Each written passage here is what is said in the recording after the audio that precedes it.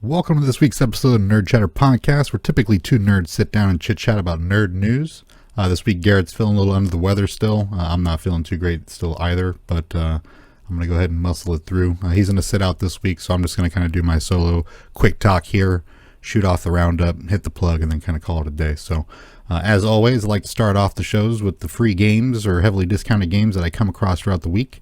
And this week, just a couple there on Epic Games Store until October 6th. You have Runbow, which is like a multiplayer party platformer game. It's a bunch of different levels, like over 100 little mini games that you kind of cycle through and try to be the last one to survive that type of situation. So that one's free on the Epic Games Store, as well as the Drone Racing League Simulator, the DRL.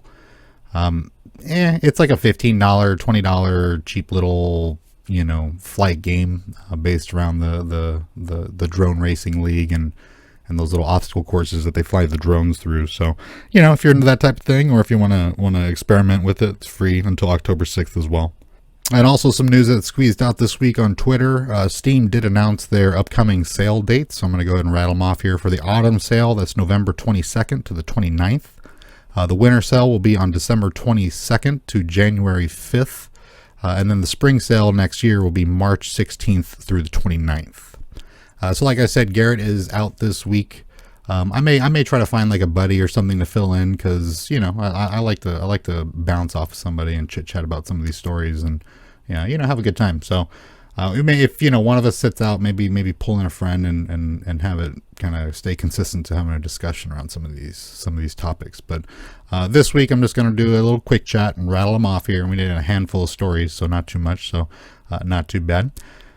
The first one here, Boston Globe reports that a former head of security at eBay sentenced to 5 years in prison for his harassment campaign towards a blogging couple back in 2019. If you're not aware of the situation, David and Ina Steiner maintain an online shopping-focused newsletter that ran a series of critical articles related to eBay in 2019. The head of the security at eBay, James Ball, initiated a harassment campaign against the couple that consisted of a number of bizarre and threatening tactics, including operating a ring of burner accounts and constantly harassing them online, ended up doxing them, sending porn to David's neighbors addressed in his name, advertising yard sales for their address, as well as mailing them live insects, bloody pig masks, and literally a funeral wreath. At one point, even flying across the country to attempt to install a vehicle tracker on the car, but wasn't able to do so because the car was locked in a garage. So, very interesting story. I remember that one popping up not too long ago, and it was just like this really weird, like, rogue security group at eBay that was just like crazy. Like, they were doing like really crazy stuff to try to like intimidate people and kind of like, it's just like, whoa, way out the wheelhouse of what you would consider their job description. But yeah, this guy was like flying across the country, try to put like trackers on cars, and it was like the bloody mask was like a Halloween mask, like one of those like just realistic like pigs, and then just covered in like fake blood.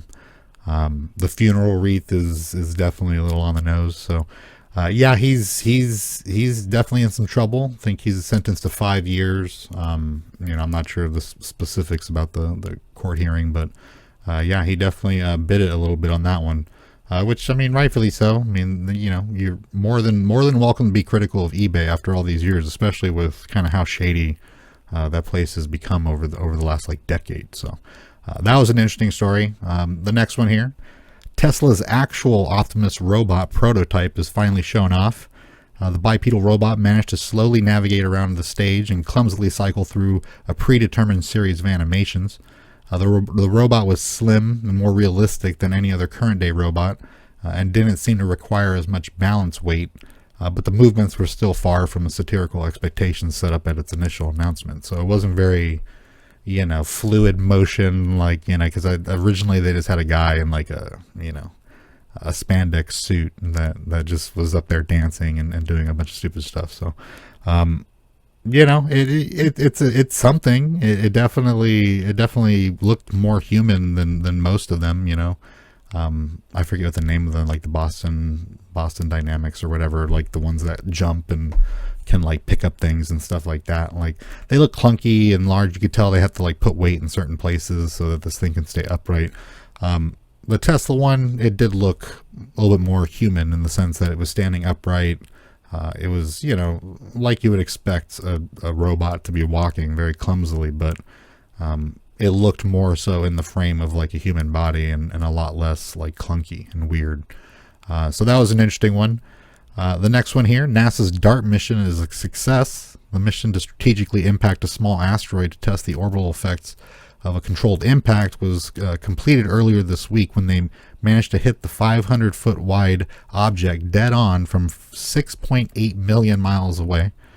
Observations are already underway to determine the effects of the impact and how it may help us avoid disaster in the future. So, I really should have looked up like the analogy in terms of like, is it trying to hit like a grain of sand from across the country with like a 22 pistol or something like that? It's like, I have no idea.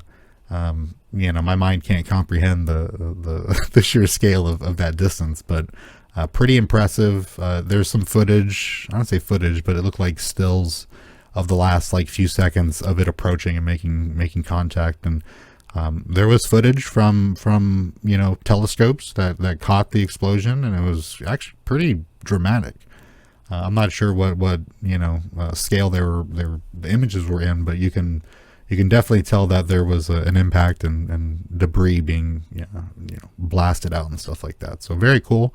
If you're on Twitter or just Google it, check out some of the images of that. It's pretty interesting. The next one here, Skyrim Anniversary Edition appears on Nintendo Switch for $70. That game came out in 2011, and we pretty much all own like multiple copies of Skyrim, right? One way or another, Skyrim has wiggled its way into our collection for most gamers. But yeah, $70 is a bit outrageous, but it does include the DLC, like a massive amount of the DLC. It says mod content and fishing. I've tried to play Skyrim multiple times, but I'm just like, I boomer my way through it, and I'm just so lost that I give up because everybody wants to kill me, and I pick up a broom in the wrong place, and all of a sudden the town wants to just like hang me. So it's like, I know it's a great game, and I keep going back to it, and I've messed around with mods and stuff like that, but it's like $70 for a 2011 title. Come on now, relax. It's just a Nintendo Switch thing. I bop into the Nintendo Switch store periodically to look around to see what's cheap, but it's not very much. You'll find stuff on sale from time to time, but typically it's not really the stuff that you want. And Mario stuff, Nintendo title Mario stuff, like never goes on sale. You can find some things that are like, they gave away the rights, like the Rabbids game or whatever. That'll be on sale, but Mario Odyssey will never be on sale. That's just how it is. So it doesn't surprise me. It's just kind of whack. The next one here, Overwatch 2 will record and transcribe all voice chat and issue bans for toxicity. The game will also require you to enter a phone number to play. It'll also be heavily curated when you start, like the gameplay itself, limiting the heroes and the game modes until roughly 100 matches. If I read that correctly, 100 matches are played to unlock the full original roster of players that you're used to.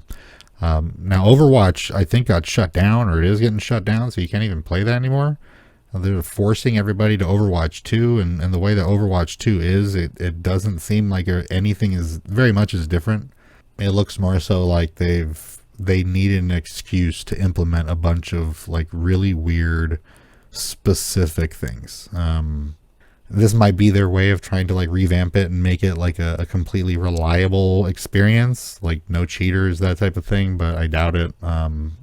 Heavily curate the play experience for a multiplayer game, and then simultaneously the way you communicate and stuff like that, it's a little weird. So a lot of hype being kind of sucked out of the whole Overwatch scene. Not too great, not the best decisions being made right now, but that was a really weird one. And then having to enter the phone number, most likely to verify identity. That's asking a lot. That's asking a lot, but I can see how it could be intended to like limit the amount of alternate accounts and Smurf accounts and stuff like that. But I don't know. You're probably going to lose more people with this type of decision making than anything. Twitch will be introducing pinned messages called elevated chat, where a person can pay to pin their comment for a limited amount of time. It's $5 for 30 seconds, and then it scales up to $100 for 2.5 minutes. $100 to have your message pinned at the top of chat for 2.5 minutes. I mean, as somebody who's frequented Twitch since like 2012, I mean, heavily, I have my experience and my expectations for that platform, and it is just so far from what it used to be, and this is just like deplorable. This is this is bad. Like that just sounds like a YouTube idea, and the fact that they're going after that is like weird. It's like like now we've come full circle, right? It's like Twitch is now copying other people, like other platforms, which is not good. That's some writing on the wall right there. You take that. It's like Twitch was the trendsetter and everybody was copying Twitch, but now Twitch is left in the position where either greed or being desperate, they're actually going and taking ideas from competing platforms that presumably have less viewership, I would assume. Maybe not YouTube, just because of how it's set up, but that one threw me for a loop. It's like, wow, now we're really out of the realm of what Twitch used to be, so yeah, sucks. But for streamers that like to farm chat, that have the communities that will pay just to have like TTS and stuff like that, it's they'll probably do this. $5 to have their message pop up there saying something stupid for 30 seconds. You probably rack up a good amount. And then you'll have, the whales who will drop $100 just to say like hi or smiley face or something like that, just as a flex. So I don't know. It's just kind of scummy in regards to what it means for Twitch and their intention. I didn't see the split. I didn't see like what they're going to be giving the creators and stuff like that. I'm sure they're going to be getting a decent chunk of that. And this is coming after them, I think, announcing 50-50 split. It's pretty bad. Twitch is definitely on some rocky waters right now. Next one here, Stadia abruptly shuts down, doesn't tell devs or publishers, and promises to refund all customers. This one, I think everybody kind of expected it a long time ago. And instead of announcing that they were going to be shutting down, like slowly winding it down, whatever, they kind of doubled down and they started just kind of going back to their whole pushing their product. This was not too long ago, within the last 6 months. And then just like a light switch, they decided to shut it down. Devs didn't know, publishers didn't know, nobody knew. You had people who had games coming out like the following week that they've been working on for like years, like just really, really shitty move. I mean, this is exactly what everybody expected Google to do eventually anyways, because this is just how they treat their projects that they can't get off the ground. They just ditch them, and they have no qualms about leaving people in the dust. So that is what happened. It's just, I think more so people were surprised at the fact that it took this long. But really that platform was cursed with bandwidth issues and just lag in general. Playing something like 2K or an FPS in general is just impossible. So I get it, if you're a novelty gamer where it's like you don't really care about dying in a game, like maybe you're playing like Super Meat Boy or something, and it's like you'll just deal with the lag, whatever, and you just keep playing over and over again. But if you're playing something like COD, it's like impossible, and it was a good idea. I just don't think that the technology is there, and I think that was the general idea back then too. Is like, this is what everybody wants. We just can't achieve it right now, and there's no proof that we can. And even years later, we still haven't. So unfortunate, I guess. I know there's some people out there that like heavily rep Stadia, but it is what it is. Rip. Hocus Pocus 2 producer has revealed that a Broadway adaptation is on the way. And I just yesterday actually, with the wife and baby, sat down and watched Hocus Pocus 2, and for what it was a good movie. We were supposed to do a Halloween review for it, but with Garrett sick, we're not going to be recording today. it's intended to kind of put it aside so that we can have it for the end of the month. I'll be out of town, and I'll also have my teeth ripped out, my wisdom teeth ripped out here in the next couple weeks. So I'll be pretty toasted for mid October to like the first week of November.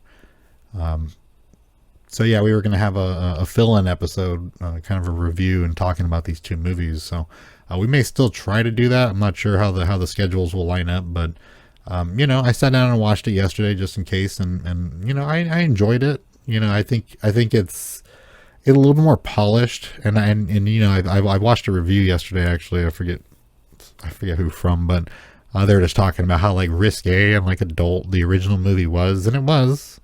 And I told my wife it was like, those movies had like that remnants of the 80s, like the don't give a shit 90s type mentality where they can just kind of they talk about whatever they want and make whatever references they want and tongue in cheek. And to be honest, I mean, it worked, right? Like, it's like the parents watching it with the kids understood, but us as kids never got those references, and it's not like we really asked.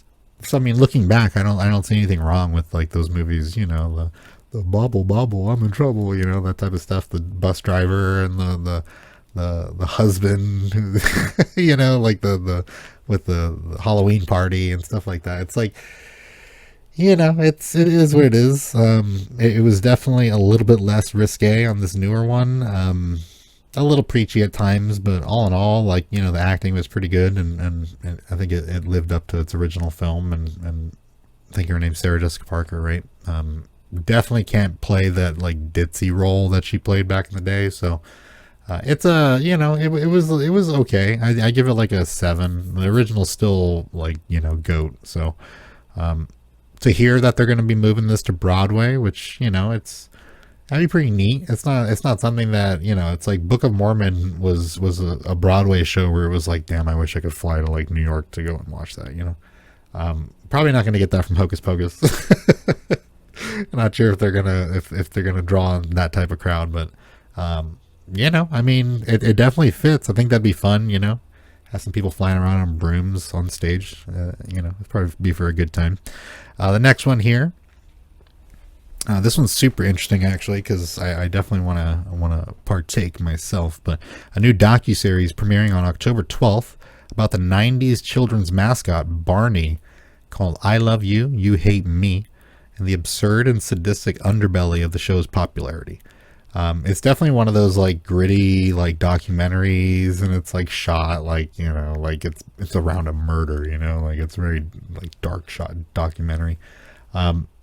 But it's about like just, Twitter just exasperated the issue, but and Reddit and stuff like that. But even back then, like people were just crazy for no reason, like coming up with random, fanfic and theories and conspiracies, that it's not really a person under the suit, or the person in there has, like, hides drugs, or like it's just all these crazy rumors that people would circulate, and then it leading to actual dangerous stuff, much like anything else in current day entertainment, unfortunately. But yeah, an interesting docu-series coming up on that on October 12th. Well, I have the YouTube link down in the description if you want to watch the trailer, but it's going to be juicy. I forget what that's on. I think it's like on Peacock or something like that, but definitely check out the trailer. I think, if I'm not mistaken, at the end they mention a murder. I didn't look into the stories revolving around Barney, but if there's some like creepy stuff going on, I'm definitely gonna get on that, especially for like the spooky season. Next one here, Trevor Noah has announced he will be leaving The Daily Show after nearly 8 years hosting the show after Jon Stewart departed in 2015. I really liked it when Jon Stewart was on. I never got into it with Trevor Noah.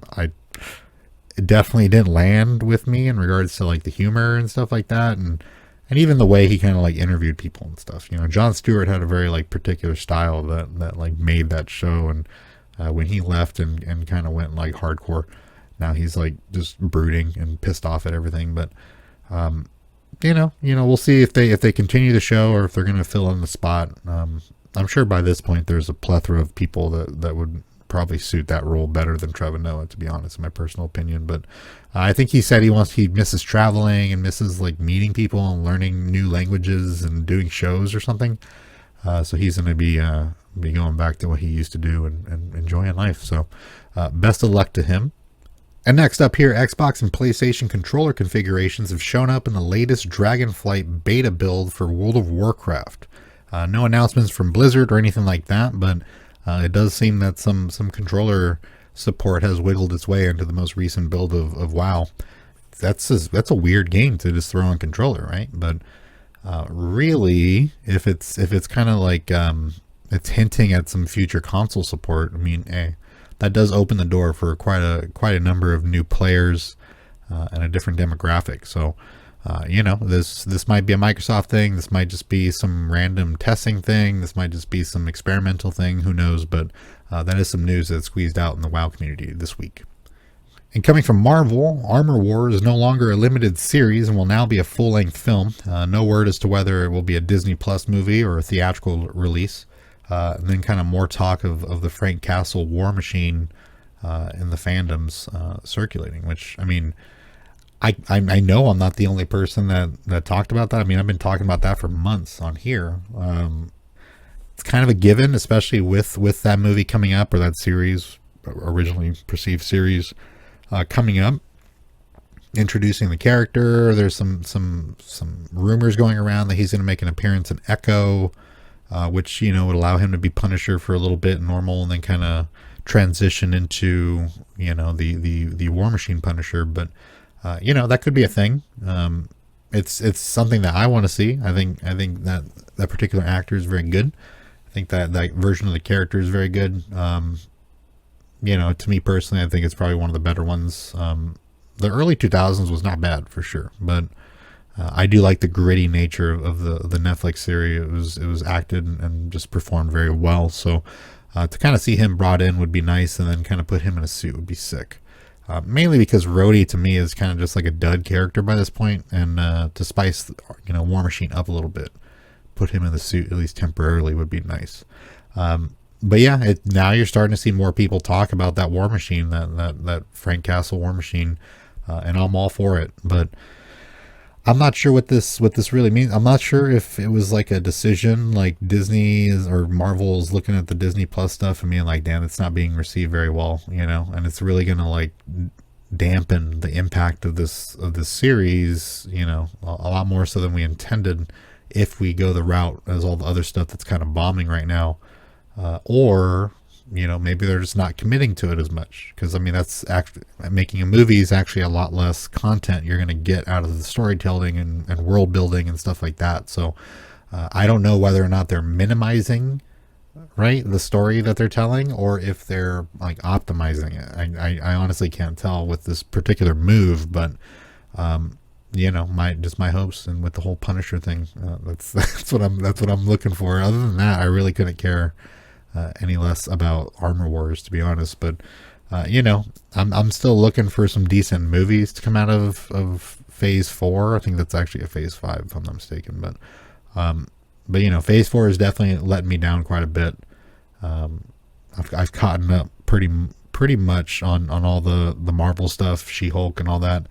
Not Miss Marvel, but everything else, Thor, Love and Thunder and all that. It's a bit rough. Mom was really good, Multiverse of Madness. I like that. It's a Raimi film, so I was bound to like that. But everything else is kind of a dud. It's actually kind of scary by this point, because we have no idea where it's going to go. But hopefully this is a nice setup for some future films in Phase 5 and Phase 6, and we can get some nice sound off, because the way that this phase is starting off, it's definitely not comparable to Phase 1. So. Now, next up here, somewhat anticipated OpenSea's pirate game, Skull and Bones, has been delayed again. After being announced for a fall 2018 release, the Ubisoft Sea of Thieves ripoff has received its most recent delay less than 2 months before its release. The game looked okay. I've played Sea of Thieves, you have Black Flag, right? Assassin's Creed Black Flag, Atlas. I played the hell out of Atlas for a little while there, hoping that it would get better, and it didn't. Sea of Thieves is still the best. It's a little cartoony and not as hardcore. This seems like it would be a little bit more mature, different gun variety, different battles, different focus. If I'm not mistaken, this is the game where it's like you pull up to the coast and you can just farm trees from the boat. Very strange. It would be a game that I would try, but I definitely would not pay full boat for it, especially since Sea of Thieves isn't a full boat game. So, it is what it is. I mean, if there's anybody out there anticipating this game, then it sucks. But I mean, other than that, it's just kind of what you expect from Ubisoft at this point, right? And we just got a couple more here. Blade's director, Bassam Tariq, abruptly leaves the project. No new director announced, but he will stay on as an executive producer role. He just kind of said, best wishes to the new director. No idea as to whether or not Marvel cut him. Might be some creative differences. Maybe it was a little bit too much like Eternals. I forget the lady's name that directed Eternals, but she had a very artsy feel the movies that she did prior, and it's like you watch that film and it's like, why is this movie like this? Why is it so not like Marvel? It feels kind of like a DC film, then you find out that this is like the most out there artsy director that DC or Marvel has chosen, and it shows. And maybe in this particular case, I forgot what this. I should have this written down, but this particular director, Bassam Tariq, he directed something else that was fairly popular, but also not within the Marvel wheelhouse. I think you do well with movies like Spider-Man, the Far From Home and No Way Home, stuff like that, because it's just a cookie cutter Hollywood director who will give you what you want. Is a notable name. Consistent style, and can just get the job done.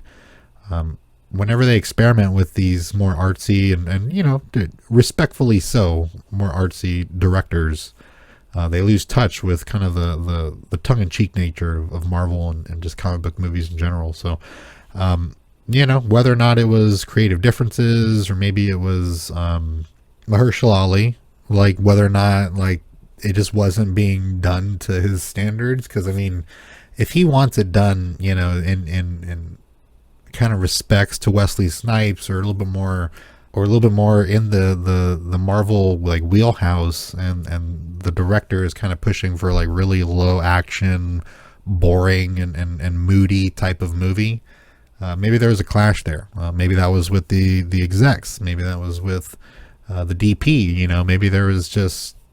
Maybe he wanted it too over the top, like a Taika Waititi type thing, I don't know. Like, I have no idea. Maybe we'll find out some more information. But as in regards to Blade, it is kind of set in stone, and they're not too far away from filming, and where it's going to go from here. Whether or not they're going to have a writer come in. I saw a fake article about Sam Raimi doing it, and the more I thought about it, I mean, that would be awesome. It'd be something that I'd love to see, and allow him to kind of flex his horror muscle a little bit more.